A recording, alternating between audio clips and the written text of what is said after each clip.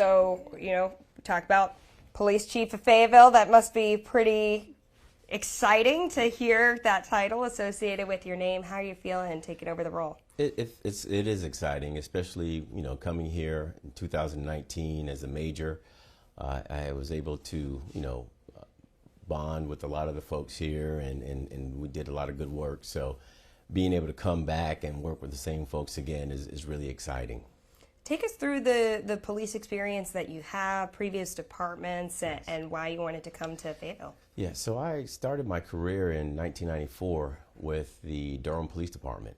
So I was there as a patrol officer, worked almost 4 years there, really, fun out there. I was very young, so, city of Durham is very busy. So I was able to do that, and then I wanted to become a federal agent, so I applied to several agencies, and the Drug Enforcement Administration was the one that hired me first. So I started out my career with them in '97, and from there I did 22 years, federal law enforcement, abroad and domestic, with more than half of my career was overseas, targeting, the major traffickers throughout the world, and then my wife and I was, hey, let's look about trying to relocate back to North Carolina. And the opportunity presented itself at Fayetteville PD. So then I came on as the major over Specialized Service Bureau. Did that for about 2.5 years. And then the opportunity presented itself at Fayetteville State to become the chief there. And I was a chief there from 22 until July of this year. So that experience at Fayetteville State was, really rewarding, talking with the young folks there and kind of giving them some advice in terms of career development and everything else as well. Absolutely. Being a chief, I'm sure, it feels very different than being in other roles in the department. How do you think your experience at Fayetteville State prepped you for this role right now? I would say the experience at Fayetteville State was very rewarding because we did a lot of engagement with the students, the faculty, and staff. So that experience in itself provided me some good foundation, to bring back here to the city, because I believe that it's very important to engage with the community, because, when we're able to sit down and talk with the community and hear what their concerns are, then we can kind of come back and collaborate. But then also we're able to kind of give our perspectives and what we need from the community as well. So I think it was very valuable for me to have that experience to come back and utilize that as well. And every chief has their own style in terms of that communication, in terms of their approach. How do you want to be seen as chief in Fayetteville? What is your goal? For me, my goal is I want to leave Fayetteville PD better than when where it was at. And, I think I was able to accomplish that at Fayetteville State Police and Public Safety. And for me, it's one of those things that I want to make sure that when the community hears Fayetteville engaging in any activity, that they can trust that we're doing the right thing. So I want to make sure that we have the trust of the community and making sure that they understand that, we were willing to be transparent and collaborate with other stakeholders to make, our community better.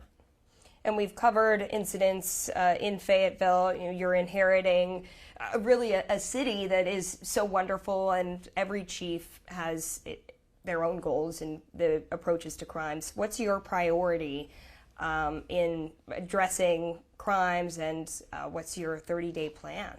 So for us, right now, within my first 30 days, I'm getting briefed from our commanders within the department to understand, where the data is at, so we have a real understanding and evaluate where do we need to provide our resources towards the violent crime. So internally right now is getting the internal brief to understand where we're going to go from here. And so that's what I'm dealing the first 30 days to, getting these briefings, these SWOT analysis, presentations, so I can have an understanding of where we need to go. Because, from the outside, you can't always, determine what that plan is until you really get inside, and then you have a better understanding of what the department is facing and the community. How do you hope to measure the success of some of these approaches? So data, the data-driven intelligence is going to be able to provide that information to us so that we know if what we're doing, and we'll adjust accordingly. So, the data is very important. Hotspot policing, that's one of the techniques that I believe that we have to utilize that, because it will, provide us the information we need to act accordingly. Do you think violent crime is the biggest priority in Fayetteville that you want to address? So what types of crimes are happening? Yeah, by far the violent crime is the biggest issue that we have at hand.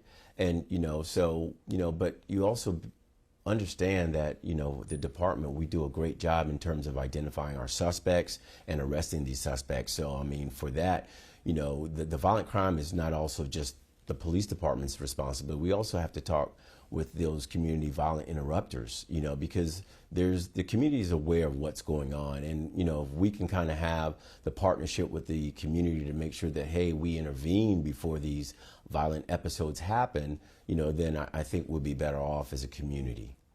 What about with the force itself? Do you have plans to increase the number of people within the department, Yes. increase salaries? What are your goals there? So the retention and recruitment is definitely a high priority, because, right now we're already addressing the issues with salary. There's a compression issue, so that is already being addressed. But for me right now, I think the most important is retainment. If we can have our officers wanting to stay, then they're going to recruit other applicants for us. And so for me, it's to create an environment here at Fayetteville PD where our officers want to stay here. They enjoy working here. They enjoy working in the community, and they know that the community supports them. Once we have that, they're going to do the job for us of recruiting others, and we'll be able to fill our vacancies. What are some of the challenges in terms of, you were mentioning about, recruitment, retention, but also of enforcing these crime-stopping measures? Do you have barriers in your way that you're trying to work through right now? Well, there's always the barriers in terms of manpower. That's why our major issue is, because we don't have our officers or our force being fully staffed. We have issues with that. So therefore, a lot of the officers are working a lot of time out there, and fatigue and everything else is setting in. So we just got to have a full complement of our staffing that will be able to enable us to have a officers that are well rested and in between and not overworked, because that's what we're facing right now. I think those were the major questions I wanted to ask you, but I want to make sure there's nothing that we're missing that you wanted to say, or about your approach and anything that you're working on. Well, one of the things I would say, one of my strong points in terms of, my experience is engaging with our community and building relationship. I've always had that as a strong point, and that relationship in terms of my experience, working with the State Department, we're always, building relationships that, is just going to be bettering the community. And so I bring that to the table, and, I'm making sure that, our staff and our command staff will be engaging with the community and making sure that we know what those issues are, and they're going to, partner with us to solve these issues. Incredible. Thank you so much for talking with us. When you say, what do you mean by engaging, Chief? You mean like beats, or just showing up? Like, what do you mean? So what we have our crime prevention officers, but we also have our district commanders that would host community engagement opportunities or town hall meetings for each of the different districts. So we will be meeting with these with the citizens in their communities to hear firsthand what their issues are, and try to figure out what we can do to collaborate to address these issues that they may be facing. Great. So also, this is related to an incident that happened over the weekend, where there was a woman who reported that she was sexually assaulted by several men. I know there's still a search for those men right now, those suspects.